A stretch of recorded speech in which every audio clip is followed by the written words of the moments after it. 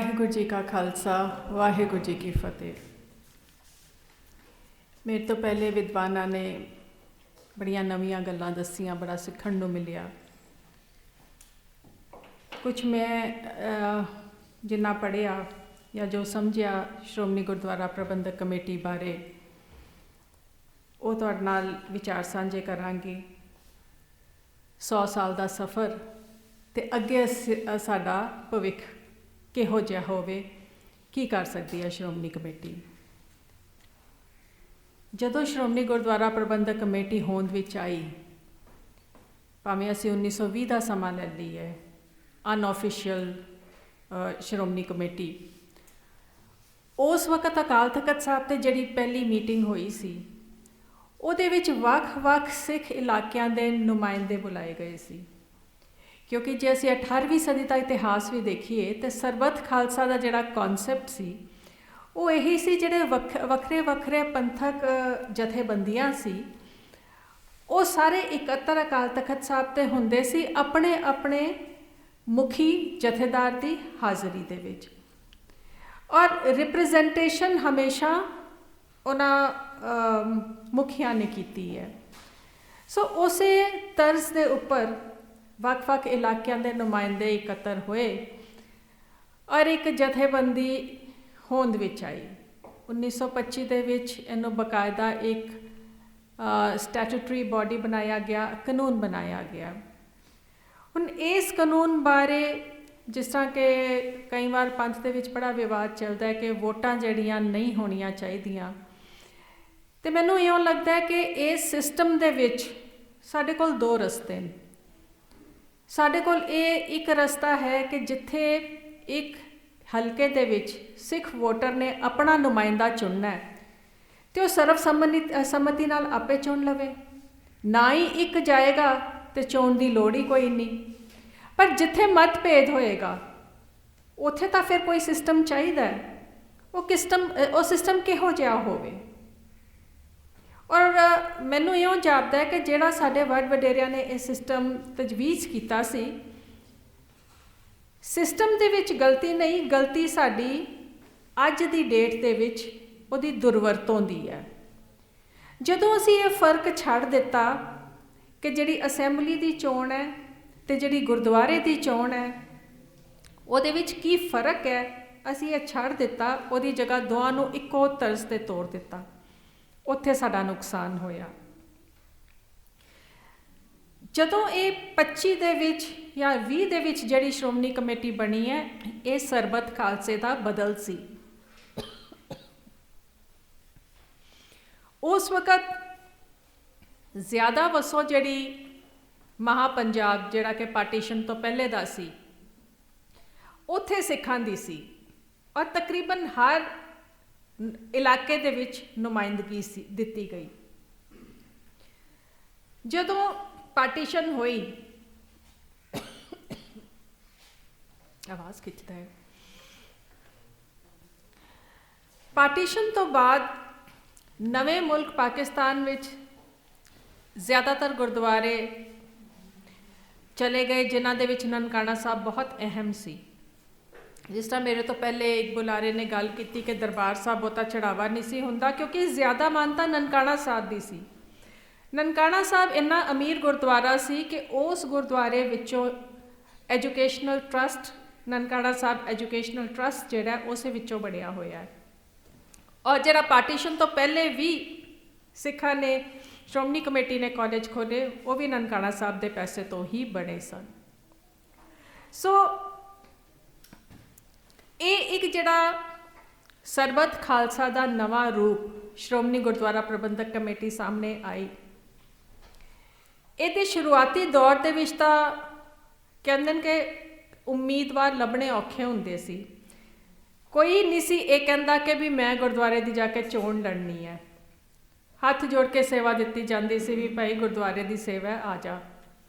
ਸ਼ੁਰੂਆਤੀ ਦੌਰ ਇਸ ਤਰ੍ਹਾਂ ਹੋਇਆ ਸੀ, ਪਰ ਅਸੀਂ ਉਹ ਭਾਵਨਾ ਕਾਇਮ ਨਾ ਰੱਖ ਸਕੇ। ਔਰ ਅੱਜ ਜਿਸ ਭਾਵਨਾ ਨਾਲ ਸ਼੍ਰੋਮਣੀ ਕਮੇਟੀ ਇਲੈਕਸ਼ਨ ਲੜੀ ਜਾਂਦੀ ਹੈ, ਉਹ ਤੁਸੀਂ ਮੇਰੇ ਤੋਂ ਬਿਹਤਰ ਜਾਣਦੇ ਹੋ। ਇੱਕ ਸਮਾਂ ਅਜਿਹਾ ਵੀ ਆਇਆ ਜਦੋਂ ਸ਼੍ਰੋਮਣੀ ਕਮੇਟੀ ਨੇ ਇਹ ਫੈਸਲਾ ਕੀਤਾ कि अकाल तख्त साहब ਜਿਹੜਾ ਵੀ ਕੋਈ फैसला या कोई मता जाना है तो पहले ਉਹਦਾ विचार श्रोमणी कमेटी ਵਿੱਚ ਹੋਏਗਾ, क्योंकि ये कौम ਦੀ ਨੁਮਾਇੰਦਾ ਜਥੇਬੰਦੀ है।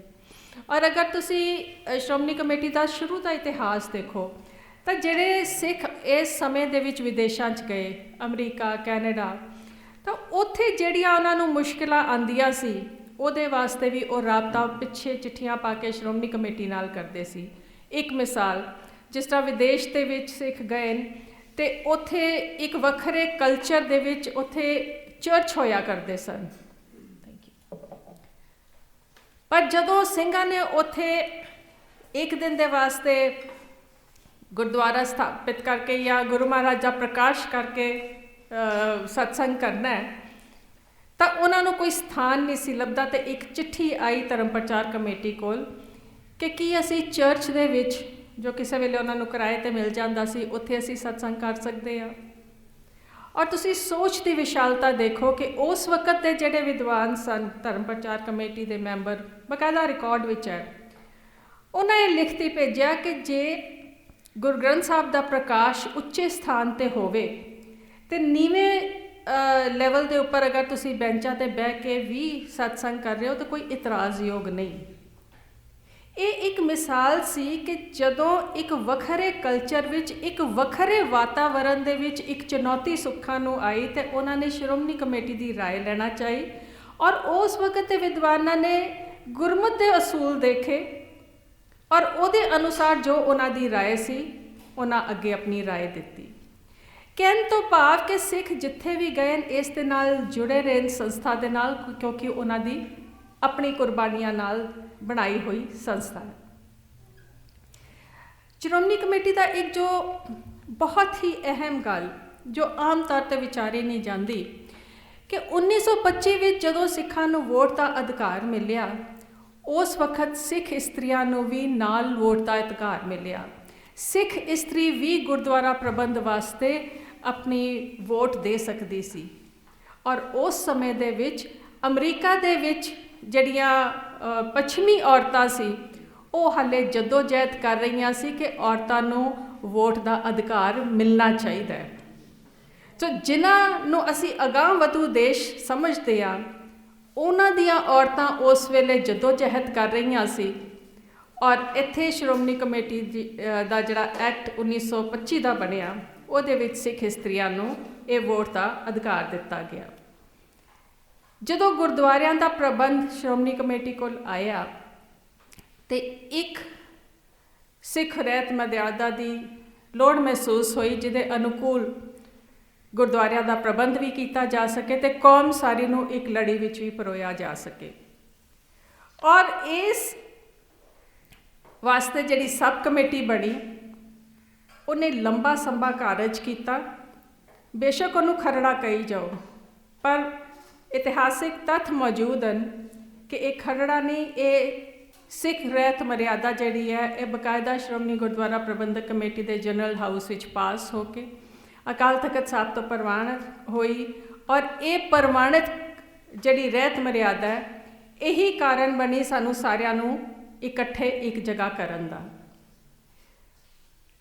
ਇੱਕ ਵੱਡਾ ਰੋਲ ਸ਼੍ਰੋਮਣੀ ਕਮੇਟੀ ਦਾ ਜਿਹੜੀ ਜਾਤ ਪਾਤ ਸਮਾਜ ਦੇ ਵਿੱਚ ਬਹੁਤ ਪ੍ਰਬਲ ਹੋ ਗਈ ਸੀ, ਉਸ ਜਾਤ ਪਾਤ ਦੇ ਖੰਡਨ ਵਾਸਤੇ ਸਮੇਂ-ਸਮੇਂ 'ਤੇ ਮਤੇ ਵੀ ਹੁੰਦੇ ਰਹੇ, ਵਿਚਾਰ ਚਰਚਾਵਾਂ ਵੀ ਹੁੰਦੀਆਂ ਰਹੀਆਂ।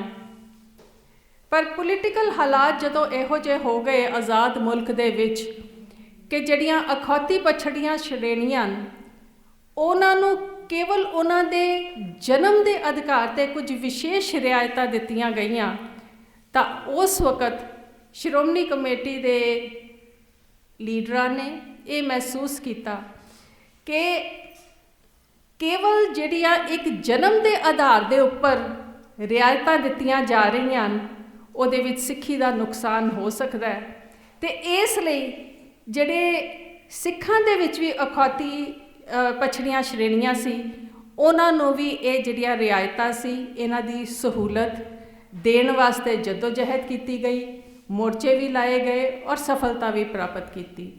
ਹੁਣ ਕਈ ਵਾਰ ਇਹ ਵੀ ਵਿਚਾਰ ਆਉਂਦਾ ਹੈ ਕਿ ਸਿੱਖੀ ਵਿੱਚ ਤਾਂ ਜਾਤ ਪਾਤ ਹੈ ਨਹੀਂ, ਫਿਰ ਇਸ ਜਾਤ ਪਾਤ ਦੇ ਆਧਾਰਿਤ ਜੇ ਕਿਸੇ ਨੂੰ ਕੋਈ ਰਿਆਇਤਾਂ ਦਿੱਤੀਆਂ ਜਾ ਰਹੀਆਂ ਤਾਂ ਉਹ ਕਿੰਨਾ ਕੁ ਸਹੀ ਆ, ਉਹ ਰਿਆਇਤਾਂ ਲੈਣੀਆਂ ਜਾਂ ਨਾ ਲੈਣੀਆਂ, ਇਹ ਤਾਂ ਇਹਦੇ 'ਤੇ ਵੱਖਰੇ ਵੱਖਰੇ ਵਿਚਾਰ ਹੋ ਸਕਦੇ ਹਨ।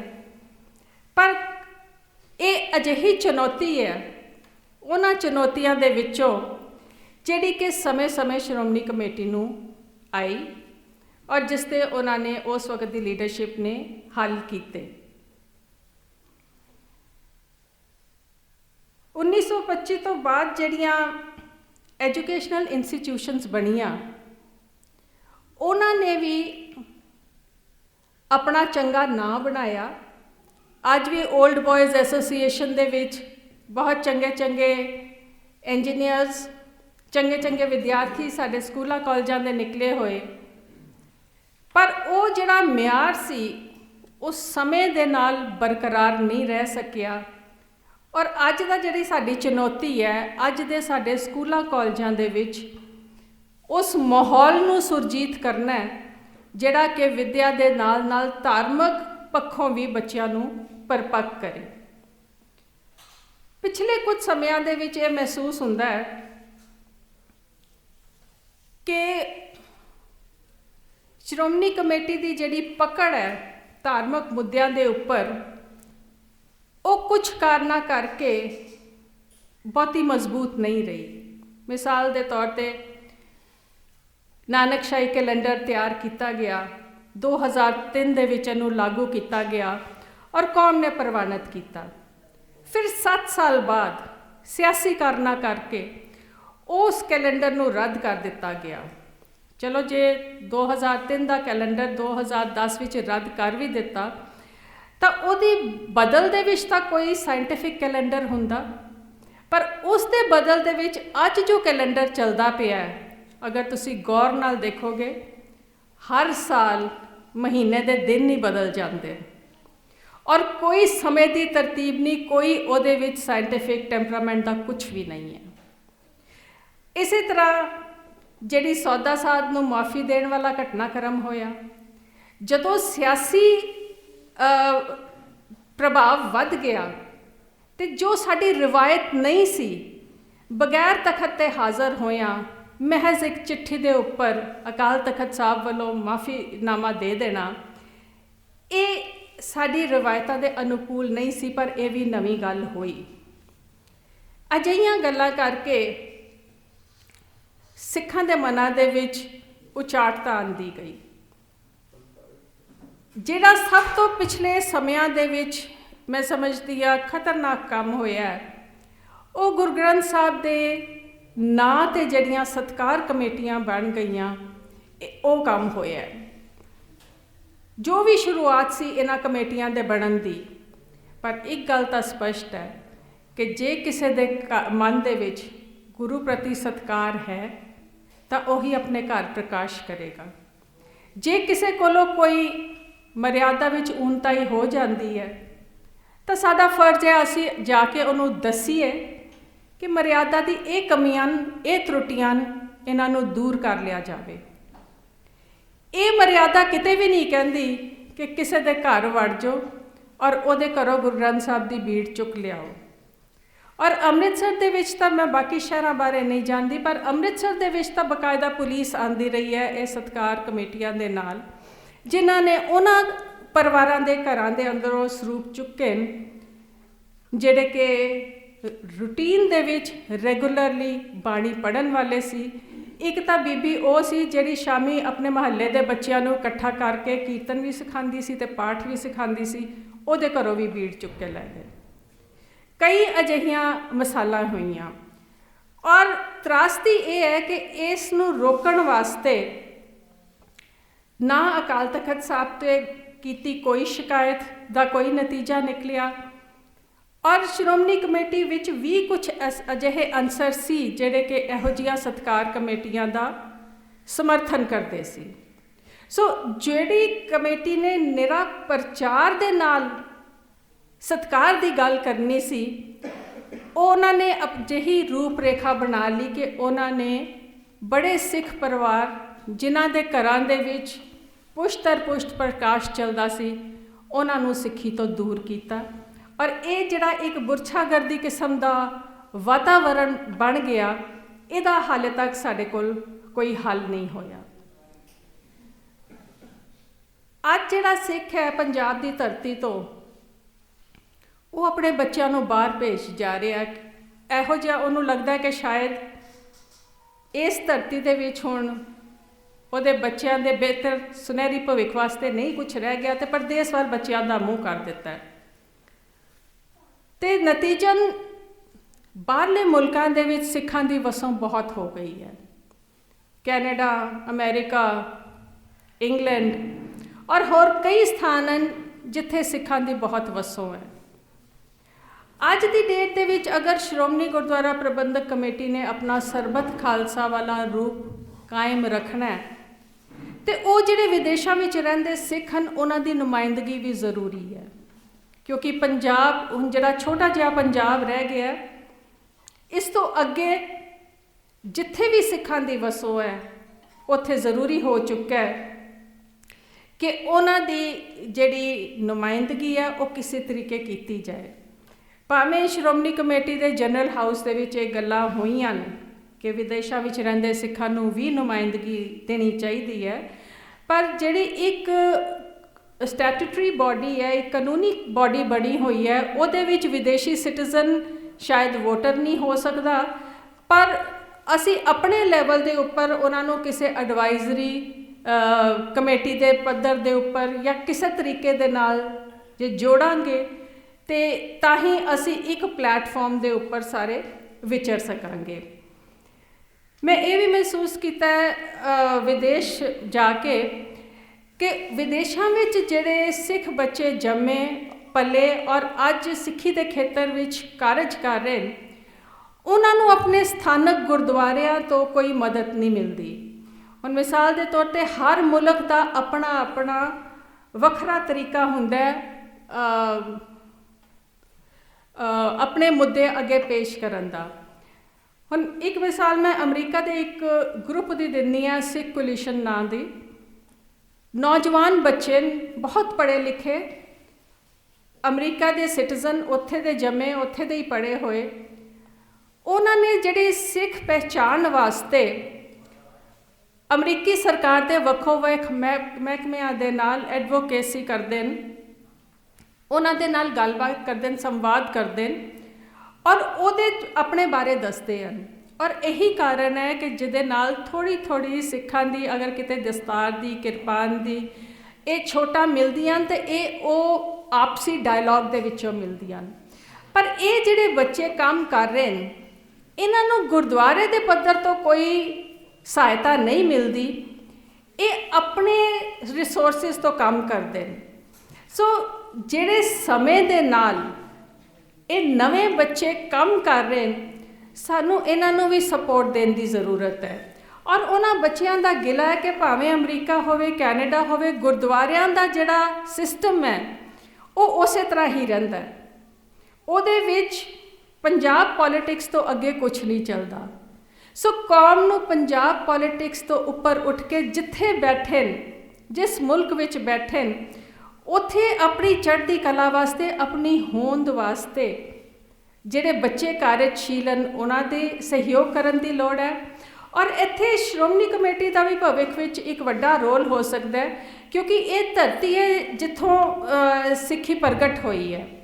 ਔਰ ਜਿਹੜੀਆਂ ਸਰਕਾਰਾਂ ਦੇ ਨਾਲ ਗੱਲਬਾਤ ਦੀ ਲੋੜ ਹੋਵੇ, ਉਹ ਸ਼੍ਰੋਮਣੀ ਕਮੇਟੀ ਦੇ ਸਹਿਯੋਗ ਦੇ ਨਾਲ ਇੱਥੇ ਬੈਠੀਆਂ ਅੰਬੈਸੀਆਂ ਦੇ ਰਾਹੀਂ ਹੋ ਸਕਦੀ ਹੈ, ਜਿਹਦੇ ਨਾਲ ਕਿ ਅਸੀਂ ਜਿਹੜਾ ਇਹ ਸਿੱਖੀ ਦਾ ਇੱਕ ਵੱਖਰਾ ਸਰੂਪ ਹੈ ਉਹਦੀ ਗੱਲ ਕਰ ਸਕੀਏ ਔਰ ਉਹਦੇ ਬਾਰੇ ਪ੍ਰਚਾਰ ਦੇ ਨਾਲ ਹਰ ਸਿੱਖ ਨੂੰ ਜਿੱਥੇ ਵੀ ਰਹਿੰਦਾ ਹੋਏ ਧਾਰਮਿਕ ਆਜ਼ਾਦੀ ਦੇ ਨਾਂ 'ਤੇ ਉਹਨੂੰ ਆਪਣੇ ਕਕਾਰ ਪਹਿਨਣ ਦੀ ਔਰ ਆਪਣਾ ਸਰੂਪ ਜੋ ਹੈ ਉਹ ਰੱਖਣ ਦੀ ਇਜਾਜ਼ਤ ਹੋਵੇ। ਇਹਦੇ ਵਿੱਚ ਵੀ ਅਸੀਂ ਸਹਾਈ ਹੋ ਸਕੀਏ। ਅੱਜ ਦੀ ਡੇਟ ਵਿੱਚ ਸੰਵਾਦ ਸਿਰਫ ਬਾਹਰਲਿਆਂ ਨਾਲ ਨਹੀਂ, ਅੱਜ ਦੀ ਡੇਟ ਵਿੱਚ ਸੰਵਾਦ ਸਾਨੂੰ ਆਪਣੀ ਕੌਮ ਦੇ ਵਿੱਚ ਵੀ ਚਾਹੀਦਾ ਹੈ।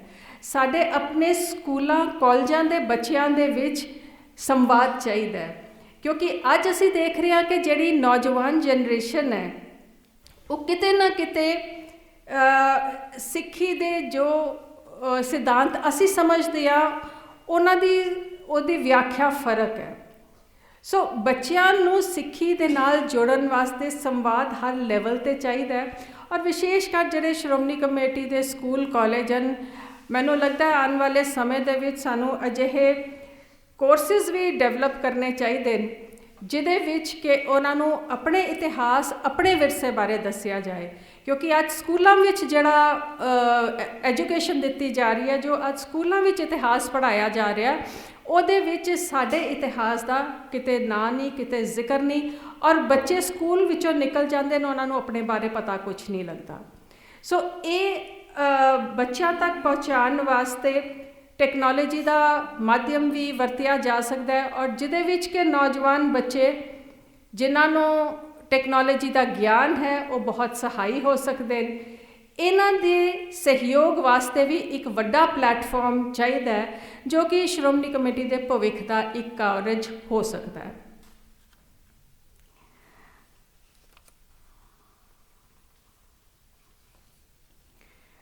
ਪੰਜਾਬ ਦੇ ਵਿੱਚ ਅਸੀਂ ਚਿੰਤਿਤ ਹਾਂ, ਸਾਰੇ ਚਿੰਤਿਤ ਹਾਂ, ਜਿਸ ਤਰੀਕੇ ਦੇ ਨਾਲ ਇੱਥੇ ਨਸ਼ਾ ਵੱਧ ਗਏ ਨੇ, ਜਿਹੜਾ ਸਾਡਾ ਸਕੂਲਾਂ ਕਾਲਜਾਂ ਦੀ ਐਜੂਕੇਸ਼ਨ ਦਾ ਮਿਆਰ ਹੈ ਉਹ ਘਟ ਗਿਆ।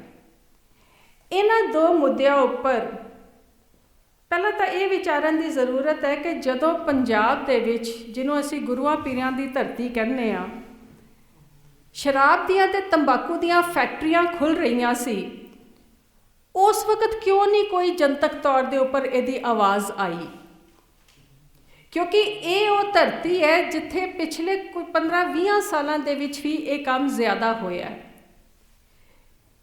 ਕੇਵਲ ਪੈਸੇ ਵਾਸਤੇ ਕਿ ਸਰਕਾਰ ਨੂੰ ਟੈਕਸ ਮਿਲੇਗਾ, ਇਸ ਬਹਾਨੇ ਰਾਹੀਂ ਜਿਹੜਾ ਇੱਥੇ ਨਸ਼ੇ ਦਾ ਕੰਮ ਸ਼ੁਰੂ ਹੋਇਆ, ਇਹ ਸਾਨੂੰ ਇਹਦੇ ਬਾਰੇ ਪਹਿਲੇ ਵਿਚਾਰ ਕਰਨੀ ਚਾਹੀਦੀ ਸੀ, ਕਿਉਂਕਿ ਅਜਿਹੀਆਂ ਸਟੇਟਸ ਵੀ ਹਨ। ਗੁਜਰਾਤ ਲੈ ਲਓ, ਗੁਜਰਾਤ ਵਿੱਚ ਸ਼ਰਾਬ ਦੀ ਪ੍ਰੋਹਿਬਿਸ਼ਨ ਹੈ, ਤੇ ਕੀ ਉਹ ਸਟੇਟ ਡਿਵੈਲਪਮੈਂਟ ਨਹੀਂ ਉਹਦੇ 'ਚ ਹੋ ਰਹੀ? ਇਹ ਕੀ ਕਾਰਨ ਹੈ ਕਿ ਪੰਜਾਬ ਦੇ ਵਿੱਚ ਹੀ ਇਹਨਾਂ ਨੂੰ ਸ਼ਰਾਬ ਤੇ ਸਾਰੇ ਤੰਬਾਕੂ ਦੀਆਂ ਫੈਕਟਰੀਆਂ ਖੋਲ੍ਹਣ ਦੀ ਜ਼ਰੂਰਤ ਹੈ, ਤੇ ਇਨਕਮ ਇੱਥੋਂ ਹੀ ਆਏਗੀ।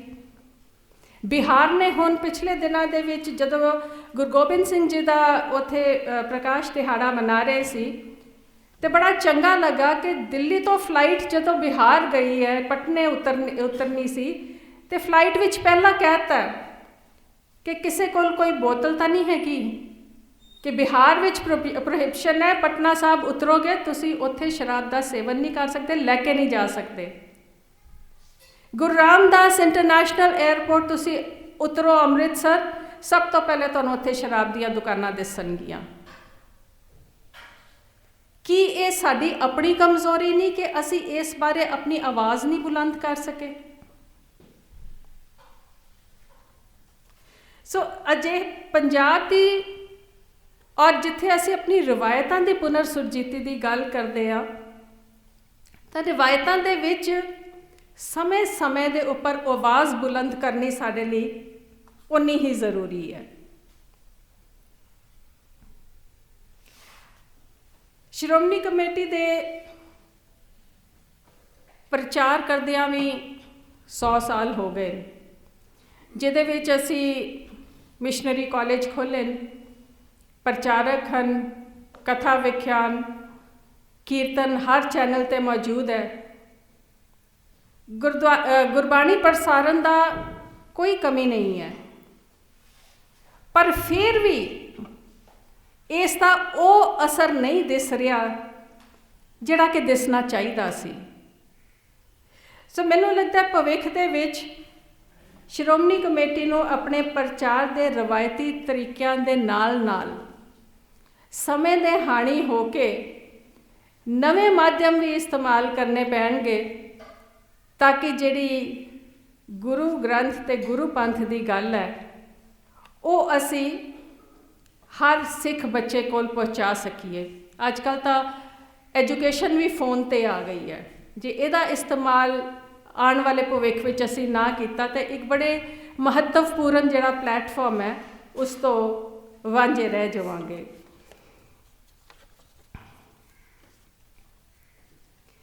ਅਖੀਰ ਦੇ ਵਿੱਚ ਮੈਂ ਇੱਕ ਕਾਰਜ ਜਿਹੜਾ ਕਿ ਸ਼੍ਰੋਮਣੀ ਕਮੇਟੀ ਲਈ ਕਰਨਾ ਬਹੁਤ ਅਹਿਮ ਹੈ, ਉਹ ਹੈ ਕੌਮ ਲਈ ਸਿੱਖ ਬੱਚਿਆਂ ਨੂੰ ਬਤੌਰ ਪ੍ਰਚਾਰਕ, ਬਤੌਰ ਗ੍ਰੰਥੀ, ਬਤੌਰ ਰਾਗੀ ਤਿਆਰ ਕਰਨਾ। ਅੱਜ ਕੌਮ ਦੀ ਜਿਹੜੀ 50% ਸ਼ਕਤੀ ਹੈ, ਸਿੱਖ ਕੌਮ ਦੀਆਂ ਇਸਤਰੀਆਂ, ਉਹਨਾਂ ਨੂੰ ਕਿਸੇ ਵੀ ਲੈਵਲ 'ਤੇ ਸੰਵਾਦ ਵਿੱਚ ਨਹੀਂ ਲਿਆ ਜਾ ਰਿਹਾ। ਠੀਕ ਹੈ, ਸ਼੍ਰੋਮਣੀ ਕਮੇਟੀ ਵਿੱਚ 30 ਮੈਂਬਰ ਜ਼ਰੂਰ ਇਲੈਕਟ ਹੋ ਕੇ ਆਉਂਦੇ ਨੇ, ਪਰ ਇਹ 30 ਮੈਂਬਰ ਜਿਹੜੇ ਇਲੈਕਟ ਹੋ ਕੇ ਆਉਂਦੇ ਨੇ, ਇਹ ਕਾਫੀ ਨਹੀਂ। ਸੰਗਤ ਦੇ ਵਿੱਚ ਜਿਹੜਾ ਚਿਹਰਾ ਹੈ ਉਹ ਗ੍ਰੰਥੀ ਦਾ ਹੋਣਾ ਹੈ, ਸੰਗਤ ਵਿੱਚ ਜਿਹੜਾ ਚਿਹਰਾ ਹੈ ਉਹ ਰਾਗੀ ਸਿੰਘਣੀ ਦਾ ਹੋਣਾ ਹੈ। ਜਿਨ੍ਹਾਂ ਧਰਮਾਂ ਦੇ ਵਿੱਚ ਇਸਤਰੀ ਨੂੰ ਕੋਈ ਧਾਰਮਿਕ ਤੌਰ 'ਤੇ ਬਰਾਬਰ ਦਾ ਸਥਾਨ ਨਹੀਂ ਦਿੱਤਾ ਜਾਂਦਾ, ਉਹਨਾਂ ਧਰਮਾਂ ਦੇ ਵਿੱਚ ਔਰਤ ਪਾਦਰੀ, ਔਰਤ ਪ੍ਰੀਸਟ ਹਨ। ਮੈਂ ਹੈਰਾਨ ਹੋ ਗਈ ਇੱਕ ਵਾਰ ਯਹੂਦੀਆਂ ਦੇ ਇੱਕ ਸਮਾਗਮ ਦੇ ਵਿੱਚ ਕਿ ਯਹੂਦੀ ਜਦ ਸਵੇਰੇ ਉੱਠਦਾ ਹੈ, ਸਭ ਤੋਂ ਪਹਿਲੇ ਆਪਣੇ ਵਾਹਿਗੁਰੂ, ਆਪਣੇ ਪਰਮਾਤਮਾ ਦਾ ਸ਼ੁਕਰ ਕਰਦਾ ਹੈ ਕਿ ਤੂੰ ਮੈਨੂੰ ਔਰਤ ਦੇ ਜਾਮੇ ਵਿੱਚ ਪੈਦਾ ਨਹੀਂ ਕੀਤਾ। ਔਰ ਉਸ ਦਿਨ ਜਿਹੜੀ ਕਾਨਫਰੰਸ ਸੀ, ਉਸ ਕਾਨਫਰੰਸ ਦਾ ਪਹਿਲਾ ਬੁਲਾਰਾ ਇੱਕ ਯਹੂਦੀ ਔਰਤ ਪ੍ਰੀਸਟ ਸੀ। ਔਰ ਇਹ ਮੇਰੇ ਲਈ ਬੜੀ ਦੁਚਿੱਤੀ ਦੀ ਗੱਲ ਸੀ ਕਿ ਜਿੱਥੇ ਔਰਤ ਨੂੰ ਤੁਸੀਂ ਮਾਨਤਾ ਇੰਨੀ ਬਰਾਬਰ ਦੀ ਨਹੀਂ ਦੇ ਰਹੇ, ਉੱਥੇ ਇੱਕ ਔਰਤ ਨੂੰ ਤੁਸੀਂ ਪ੍ਰੀਸਟ ਦਾ ਰੁਤਬਾ ਦੇ ਰਹੇ ਹੋ। ਕ੍ਰਿਸਚੈਨਿਟੀ ਦੇ ਵਿੱਚ ਇਹੋ ਜਿਹੇ ਸੈਕਟਸ ਬਣ ਗਏ ਜਿਨ੍ਹਾਂ ਦੇ ਵਿੱਚ ਔਰਤ ਪ੍ਰੀਸਟ ਹੈ, ਤੇ ਸਾਡੇ ਵਿੱਚ ਤਾਂ ਮਨਾਹੀ ਕੋਈ ਨਹੀਂ। ਸਾਡੇ ਵਿੱਚ ਤਾਂ ਜਦੋਂ ਅੰਮ੍ਰਿਤ ਛਕਣ ਜਾਈਦਾ ਤੇ ਇਸਤਰੀ ਮਰਦ ਦਾ ਫਰਕ ਕੋਈ ਨਹੀਂ, ਮਰਿਆਦਾ ਦਾ ਫਰਕ ਕੋਈ ਨਹੀਂ, ਪਰ ਸਾਡੇ ਵਿੱਚ ਟ੍ਰੇਨਡ ਗ੍ਰੰਥੀ ਸਿੰਘਣੀਆਂ ਔਰ ਰਾਗੀ ਸਿੰਘਣੀਆਂ ਦੀ ਕਮੀ ਹੈ। ਔਰ ਇਹ ਇੱਕ ਅਜਿਹੀ ਚੁਣੌਤੀ ਹੈ ਜਿਹਦਾ ਹੱਲ ਸਾਡੇ ਆਪਣੇ ਅੰਦਰੋਂ ਹੀ ਹੋਣਾ। ਇਹ ਸਾਡੀ ਕੌਮ ਦੇ ਅੰਦਰਲਾ ਸੰਵਾਦ ਹੈ, ਕਿਉਂਕਿ ਸਾਡੇ ਵਿੱਚ ਹਾਲੇ ਵੀ ਕੁਝ ਇਸ ਵਿਚਾਰਧਾਰਾ ਦੇ ਮਾਲਕ ਹਨ ਜਿਹੜੇ ਉੱਚ ਅਹੁਦਿਆਂ 'ਤੇ ਹਨ, ਜਿਨ੍ਹਾਂ ਨੂੰ ਮਹਿਸੂਸ ਹੁੰਦਾ ਹੈ ਕਿ ਔਰਤ ਜਿਹੜੀ ਹੈ ਉਹ ਇਹ ਰੋਲ ਨਹੀਂ ਨਿਭਾ ਸਕਦੀ। ਪਰ ਬਦਲਦੇ ਹਾਲਾਤ ਦੇ ਨਾਲ, ਬਦਲਦੇ ਸਮੇਂ ਦੇ ਨਾਲ, ਜੇ ਕੌਮ ਦੀ ਔਰਤ ਨੂੰ ਅਸੀਂ ਧਾਰਮਿਕ ਖੇਤਰ ਵਿੱਚ ਸੇਵਾ ਦੀ ਆਗਿਆ ਨਾ ਦਿੱਤੀ, ਤੇ ਜਿਸ ਤਰ੍ਹਾਂ ਅੱਜ ਸਿੱਖ ਬੀਬੀ ਫੈਸ਼ਨ ਪ੍ਰਸਤੀ ਵਿੱਚ ਸਿੱਖੀ ਤੋਂ ਦੂਰ ਹੁੰਦੀ ਜਾ ਰਹੀ ਹੈ, ਤਾਂ ਕੱਲ੍ਹ ਆਪਣੇ ਬੱਚੇ ਵੀ ਕਾਇਮ ਇਸ ਸਿੱਖੀ ਮਾਰਗ 'ਤੇ ਨਹੀਂ ਰੱਖ ਸਕੇਗੀ। ਸੋ ਸਾਡੀ, ਮੈਂ ਸਮਝਦੀ ਹਾਂ, ਸਭ ਦੀ ਜ਼ਿੰਮੇਵਾਰੀ ਹੈ ਕਿ ਆਪਣੀਆਂ ਸੰਸਥਾਵਾਂ ਤੋਂ ਇਹ ਜਿਹੜੇ ਮੁੱਢਲੇ ਕੰਮ ਕਰਨ ਵਾਲੇ ਨੇ, ਇਹਨਾਂ ਦੇ ਵਾਸਤੇ ਜ਼ਰੂਰ ਰਾਏ ਬਣਾਈਏ, ਜ਼ੋਰ ਪਾਈਏ, ਤਾਂ ਕਿ ਆਉਣ ਵਾਲੇ ਭਵਿੱਖ ਦੇ ਵਿੱਚ ਅਸੀਂ ਇਸ ਪਲੇਟਫਾਰਮ ਤੋਂ ਵਧੇਰੇ ਬਿਹਤਰ ਕਾਰਜ ਕਰ ਸਕੀਏ। ਇਤਨੀਆਂ ਬੇਨਤੀਆਂ ਪ੍ਰਵਾਨ। ਵਾਹਿਗੁਰੂ ਜੀ ਕਾ ਖਾਲਸਾ, ਵਾਹਿਗੁਰੂ ਜੀ ਕੀ ਫਤਿਹ।